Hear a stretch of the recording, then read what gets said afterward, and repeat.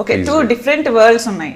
ఒక సాంగ్ చూస్తే ఒకలాగా, మళ్ళీ మనము ట్రైలర్ చూస్తే ఒకలాగా. లైక్ ఏది అంటే 90s అనుకోవచ్చా, ప్రజెంట్ అనుకోవచ్చా, కనెక్టివిటీ ఉంటుంది? 90s backdrop. బాలకృష్ణ తర్వాత మీకు ఇంకా బాగా నచ్చిన క్యారెక్టర్ ఈ మూవీలో?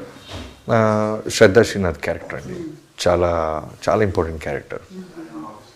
చాలా అంటే నేను యాజ్ ఎ రైటర్గా బాగా ఎంజాయ్ చేశాను ఆ క్యారెక్టర్ని. రాస్తున్నప్పుడే చాలా మజా వచ్చేది.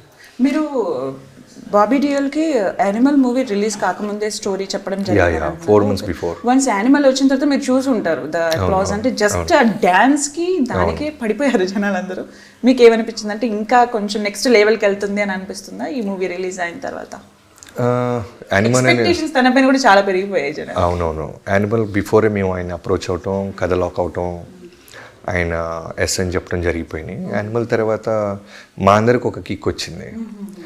అంటే తెలుగు ఆడియన్స్ కూడా, ఇప్పుడున్న జనరేషన్ వాళ్ళు కూడా, అంటే బీసీ సెంటర్లో కూడా బాబీ డియోల్ అంటే ఎవరో తెలుసు. చాలా మంచి వ్యక్తి. అంటే భగవంతుడు మళ్ళీ ఆయనకి సెకండ్ ఇన్నింగ్స్ ఎందుకు ఇచ్చాడో అతనితో వర్క్ చేసినప్పుడు తెలిసేది. Very good soul. Junior NTR, Balakrishna ఇద్దరితో చేశారు కదండి, కామన్ పాయింట్ ఏమైనా ఉందా వాళ్ళిద్దరిలో? ఒకటని కదా, చాలా ఉంటాయండి. అంటే సొసైటీ పట్ల వాళ్ళకి ఆ తపన ఉంటుంది చూసారా, జనానికి ఏదైనా చేయాలి. ఫ్యాన్స్ అంటే ప్రాణం. తారక్ గారు కూడా ఎప్పుడు ఫంక్షన్ జరుగుతున్నా సరే, ఆయనకి జరిగిన పర్సనల్ లాస్ అవ్వచ్చు, అంటే ఆ కన్సర్న్ ఎక్కువ ఉంటుంది. ఇంటికి జాగ్రత్తగా వెళ్ళండి అని చెప్పే మెసేజ్ చాలా బాటమ్ ఆఫ్ హిజ్ హార్ట్ చెప్తాడు ఆయన. చాలా జెన్యూన్గా చెప్తాడు.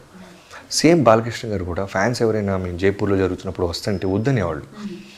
నన్ను చూడటానికి ఇంత దూరం రావద్దు, ఎవరు రమ్మన్నారు మిమ్మల్ని, హైదరాబాద్ వచ్చినప్పుడు కలుద్దామని. సో ఫ్యాన్స్ పట్ల వాళ్ళకున్న కన్సర్న్ ఉంటుంది చూసారా, వీళ్ళు మా వాళ్ళే, రక్తం పంచుకొని పుట్టకపోయినా సరే దే బోత్ ట్రీట్ ఫ్యాన్స్ అందరినీ చాలా ఓన్గా చూస్తారు. సంక్రాంతి రేస్ పైన మీ ఒపీనియన్ ఏంటి?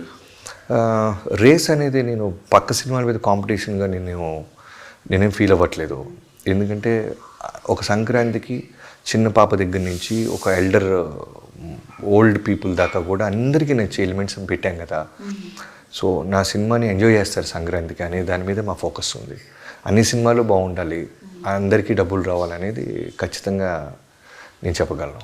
ఓటీటీ ప్లాట్ఫామ్స్ వచ్చిన తర్వాత చాలా తక్కువ టైంలోనే సినిమాస్ టీవీలో వస్తున్నాయని చెప్పి కూడా కొంతమంది ఫ్యాన్స్ థియేటర్ వరకు వెళ్ళట్లేరు. దానిపైన మీ ఒపీనియన్? అది మన చేతుల్లోనే ఉంది. అది వాళ్ళ సైడ్ తప్పు కాదు అది.